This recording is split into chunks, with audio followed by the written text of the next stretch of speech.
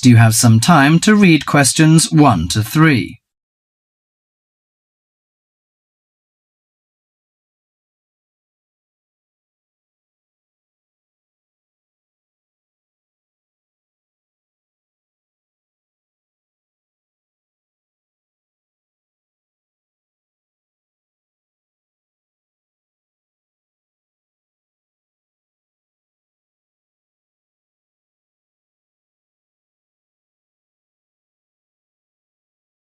Now listen to the conversation and answer questions 1 to 3. Hi, sit down, please. How can I help you? Thank you. I'm a student in the sociology faculty. I'm coming to ask for some information about renting a room in the college or near the campus. My name is Sarah. Yes, Sarah. How long have you been here in Sydney? You are not new, I suppose. No, I'm in my second year. I came to Sydney 18 months ago from Korea. Where are you living now? I live with my aunt in my cousin's room. It's pretty nice to live with my relatives, but unfortunately my cousin has finished his term and is returning from Britain next week. I have to rent a room for myself. Yes, it sounds a little unfortunate, but I suppose it's a good chance for you to have a deeper understanding to real world. I hope so. Well, what sort of thing are you looking for? What we provide ranges from shared flat to homestay. And of course we have houses with gardens if you like. No, the house with a garden is obviously out of my price range. Shared flat is not bad, but I prefer a homestay. I enjoy the feeling of living with the family. When do you plan to begin the rent? Next week, you just said? No, my cousin is arriving by next week, so I hope to move out by this weekend. This weekend, okay. The main area we deal with is around the university. Around the university, aha. Do you have anything near the northern gate of the university? You know, the sociology faculty is near the northern gate. Before you hear the rest of the conversation, you have some time to look at questions 4 to 10.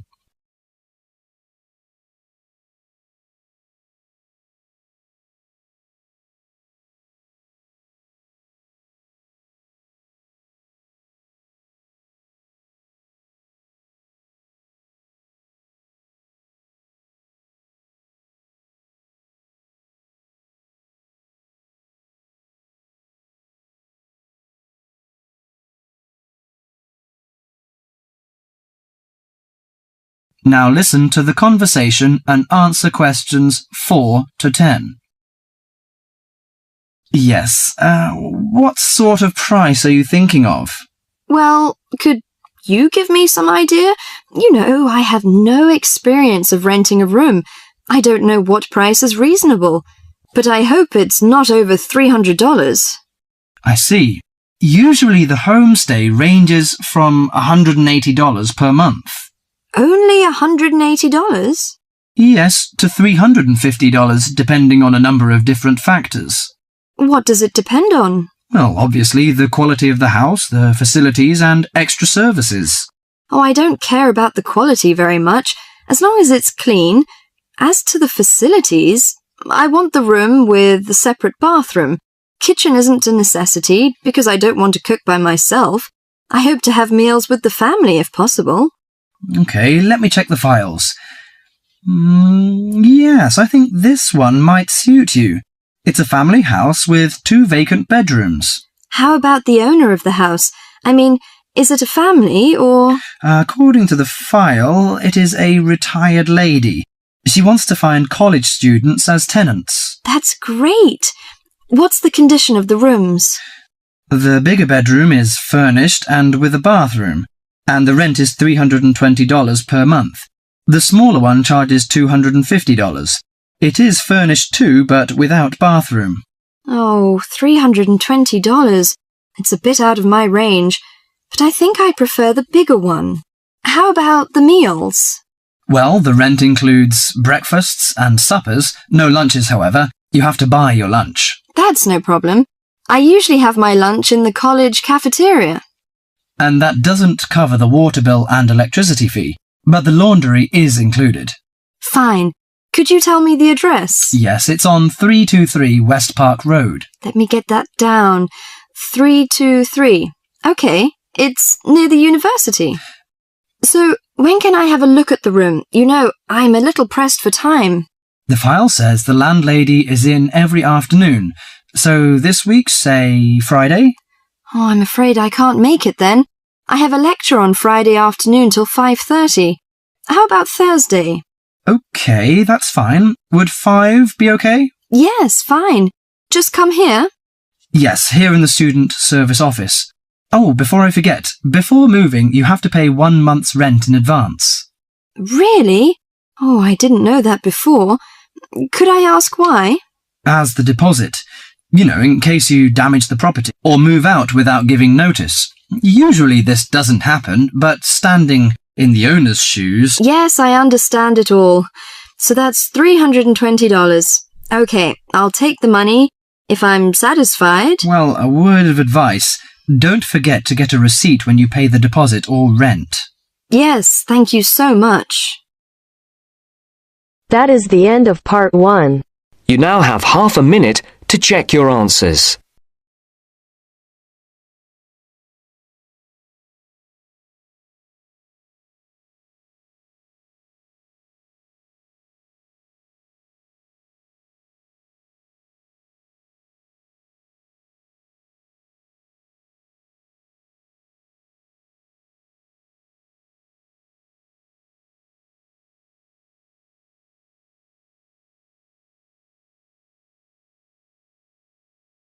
Now turns to part 2. Part 2. You are going to listen to two students talking about a presentation on time management. First, you have some time to look at questions 11 to 15.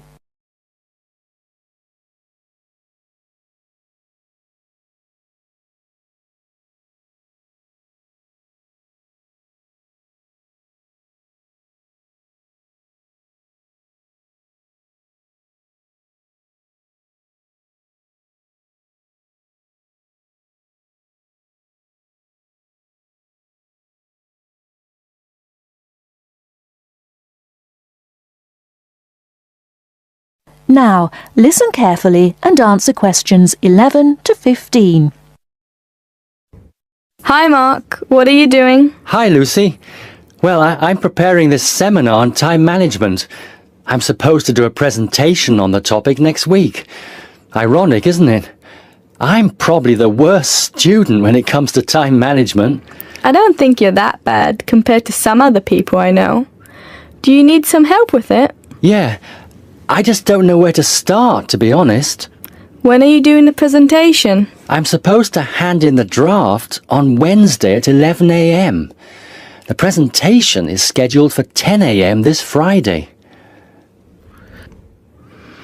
That's not too bad. This gives you the whole weekend to prepare. Let's brainstorm some ideas, shall we? Do you want to get a pen and paper to jot down some thoughts? I think you should start with a broad general statement. For example, I read somewhere that organizing time is a skill like learning to drive or tying your shoelaces. Then you could move on to discussing the common problems people have with managing time. That's not a bad idea. One of the common problems is putting things off. Yeah, you could also mention some common signs of this symptom, such as last-minute holiday shopping, putting off visits to the doctors or the dentist. Another problem is relying too much on your memory and not writing things down. Do you mean not keeping a diary or a planner to plan the tasks? That's right. For example, writing down what I need to do in a diary or planner helps me remember what I need to do and makes me more focused on the tasks for the day. Good idea. Before you hear the rest of the talk, you have some time to look at questions 16 to 20.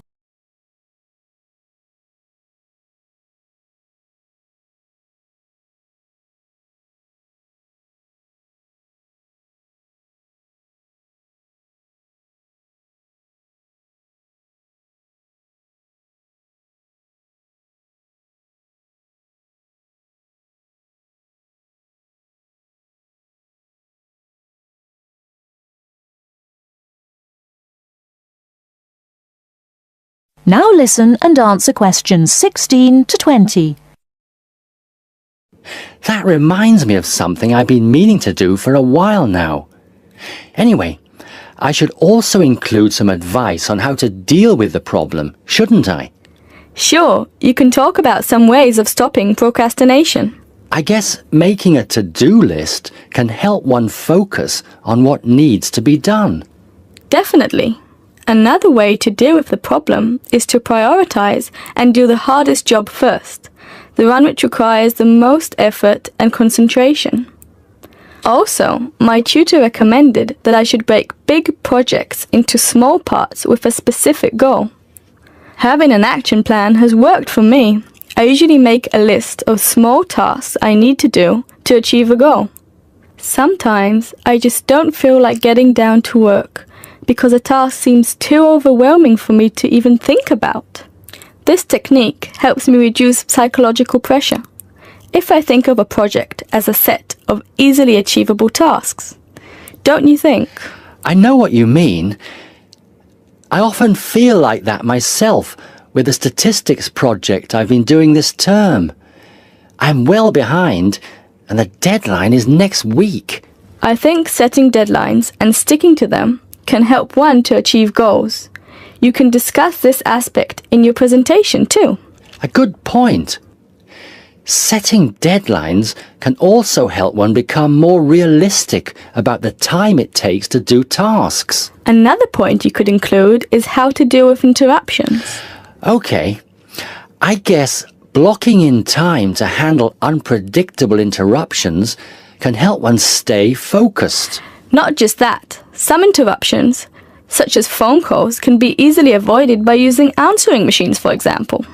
Saying no, which is one of the most useful words in English, is also very effective. It can be tough sometimes, but you've got to learn to say it nicely but firmly. I think you've got enough ideas here to start with. Definitely. Thanks a lot for your help. I just need to type the ideas up, and I think I'm all set. Do you think you can lend me your laptop for a couple of hours? I'm afraid I can't. I've got to finish my own project. Never mind. I'll use one at the library. You certainly know how to say no. Learned it the hard way. Got to go now. Good luck with the presentation. Cheers. See you later. That is the end of part 2. You now have half a minute to check your answers.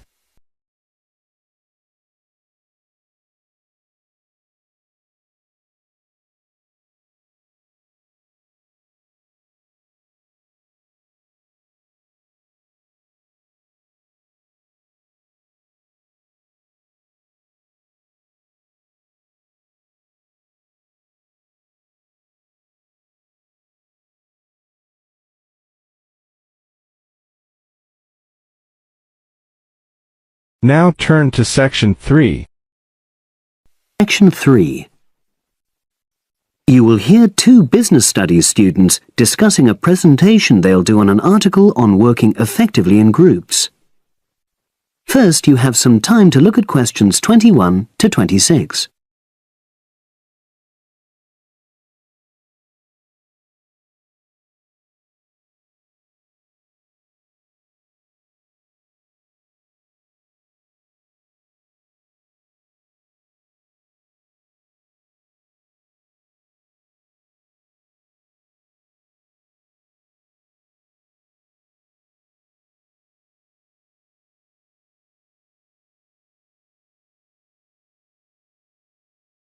Now listen and answer questions 21 to 26. So, Brad, what did you think of the article on group work? Oh, hi, Helen.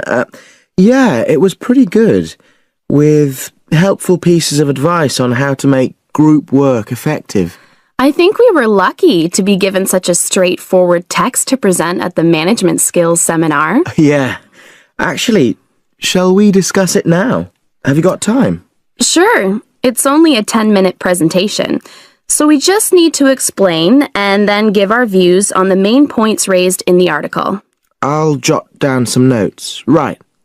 So, there are 3 main sections: I suggest we start with listening. Yeah, effective listening in groups, because it's not something that's frequently covered on courses in our field. No, and we should say that in the presentation. Yeah, and also effective listening's pretty simple, you know. I don't think it's hard to learn. Well, people think it's easy, but in my experience, most of us tend to be very lazy listeners. Okay, I wouldn't argue with that. Something I do think we should emphasize is the power of the listener's posture, gestures, etc., in making speakers feel respected. Not that you're just waiting for them to finish before jumping in with your own ideas. Uh-huh. Okay, right. The next section is on goal setting. Let's make sure we're clear what the article says on this. Yeah. Well, firstly, it says that all group members must be given time to explain their own goals. That's it, yeah. And then, did it say that the whole group should agree on common goals? That's a bit too strong. It's more that everyone's agendas should be equally acceptable. But it does say that goals have to be realistic, you know. Achievable within a particular time? You've got it. That's really what the article's saying. There isn't really any point in having ideals if group members know they won't come to anything within a reasonable period. So, I think a summary covering those points will be enough for that part of the presentation, don't you? Yep. Now, the last section is about conflict resolution. Actually, I thought it was the worst part of the article. Me too. I don't think it went into sufficient detail on the issue. Actually, I thought it devoted too much space to it, but that it was all rather boring, you know? It didn't mention some of the more radical theories. Absolutely. I found that really irritating. Right, and also I think it could have said more about conflict sometimes being healthy in groups. Absolutely. It just mentioned rather glibly about how we should avoid thinking of winners and losers, and that quick resolution of conflict is always desirable. Without explaining what these terms mean? Well, it gives quite detailed definitions, but doesn't develop a proper argument. Right. So, for the presentation, I think we just give some definitions and then explain what we felt were the weaknesses in the article's treatment of conflict resolution. Yeah, good. Now you have some time to look at questions 27 to 30.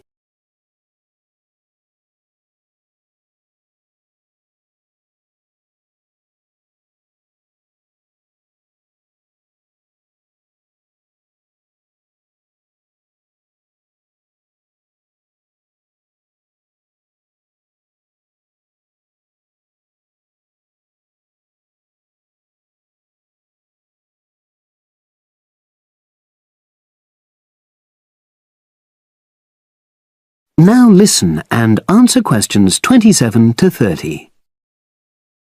So, let's think about what we have to prepare for the actual presentation.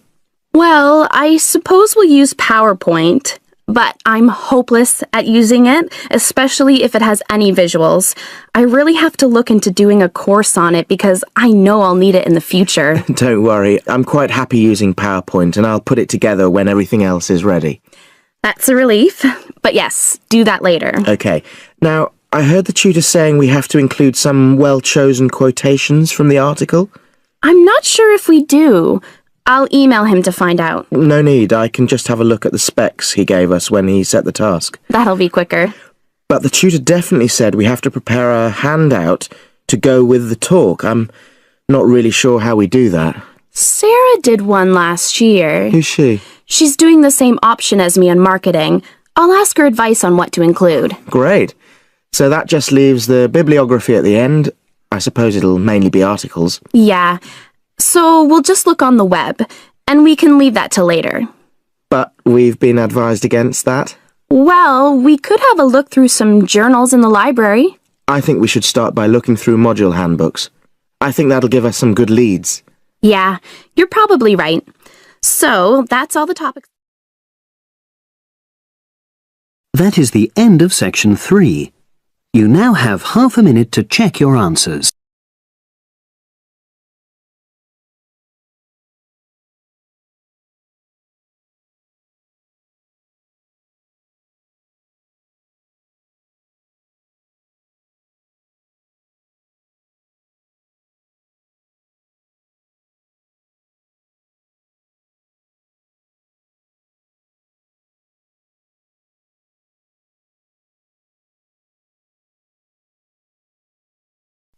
Now turns to Part 4. Part 4. You will hear a lecturer talking about the process of fossilization. First, you have some time to look at questions 31 to 40.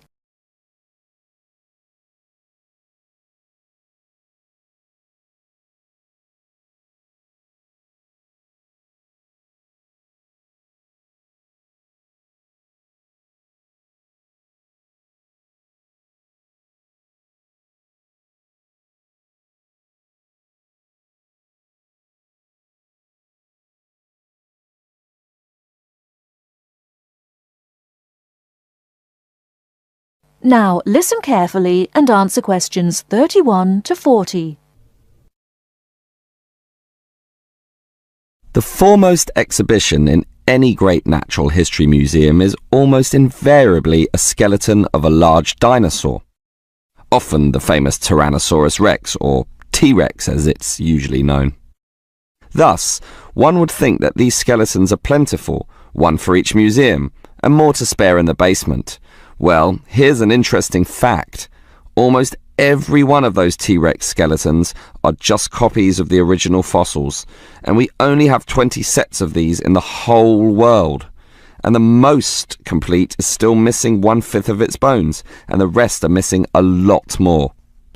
And given that these dinosaurs once numbered in the thousands and existed on this earth for perhaps 3 million years, you can realize an obvious fact. Fossilization is actually an extremely rare occurrence. Fossilization can only occur when, after an animal dies, it is buried in soft mud or silt relatively quickly before the body completely rots or is torn to pieces by scavengers. Given this fact, the overwhelming majority of fossils are in marine sediment, where former marine life sank to the sea bottom, where sediment was being continually deposited. This means that we have a fairly good idea of the life in Earth's ancient oceans, but a much sketchier view of the land-based life forms. Fossilization on land needs water and mud, meaning that it is most often near ancient river sites and lakes. But it is still so rare that there are, in fact, large stretches of geological time about which we don't quite know what was happening at all. So, given that fossilization is so rare, the natural question is, what can increase its odds? Well, fossilization mostly occurs with organisms which meet 3 basic criteria. 1, they must have hard body parts, for example, shells, plates, bones, and teeth. Unfortunately, the soft parts just rot away far too quickly to be fossilized. And I say unfortunately because it is often the soft fleshy features that most interest us. An elephant's trunk, for example, would not fossilize, and from the skeleton alone, we would never know the trunk was there. The second criterion for more likely fossilization is that the organism in question must have existed in considerable numbers and be spread over a wide geographical range. This simply increases the statistical probability that one of them will one day be fossilized and hopefully found. Finally, and by the same logic, the species needs to have existed on the Earth for a long time, and the longer, the better. So, these are the 3 main criteria, but there are others. Being a large size, for example, helps us to notice and discover them as fossils more easily, and being a marine organism, as mentioned, helps also. Trilobites, a strange sort of ancient crab, are a perfect example. Their body structure was one of hard plates. They existed over virtually the whole world of their time and over a huge span of geological history, over 250 million years in fact, one of the longest ranges of any creature ever. Added to this, some species could grow to relatively large sizes, and they lived in the sea. Perfect. These creatures meet all the criteria, and as a result, museums all over the world are spilling over with trilobite fossils of all shapes and sizes. As far as fossils go, they are common. So, let's think about T-Rex once again. It too basically meets all the criteria that we mentioned. It has hard parts, being the bones, had some dispersion, and had been around for a long time, although it cannot compare to trilobites in this respect. However, it does have one important advantage over trilobites. It is large, very large, which means we can discover it far more easily than many other fossils. And here's another advantage. Dinosaur hunters are a dedicated and fanatical breed, continually at work in all the likely sites of the world. Basically, us human beings are fascinated by these creatures. So much that we are always searching for them, probably more than any other types of fossil, meaning that more T-Rexes will inevitably spring up in the future, and one is certainly glad for this. That is the end of section 4. You now have half a minute to check your answers.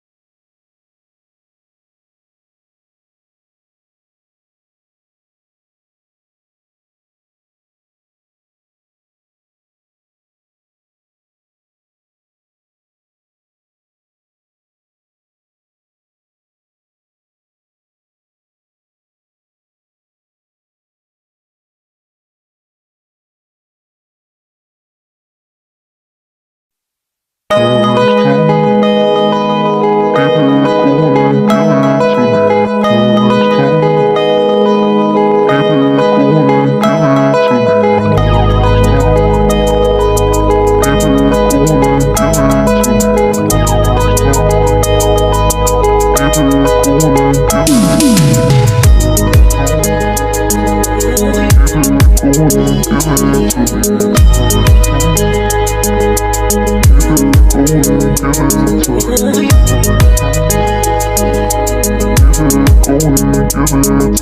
me.